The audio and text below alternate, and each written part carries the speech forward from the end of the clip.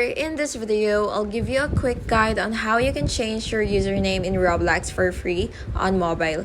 So actually, there's no way that you could actually change your username totally. However, you could change your name on Roblox, which is we now have the option display name. So what you will have to do is go to your settings, and then you will just have to click account info and just wait for it to load. And now you will just have to click change display name, and then you could basically just type in any name that you would want. And yeah, and by the way, you can only change your name once every 7 days, so you have to make sure that you've input the correct name for your account. And yeah, that's basically just it. And when you're done, just click save, and that's it.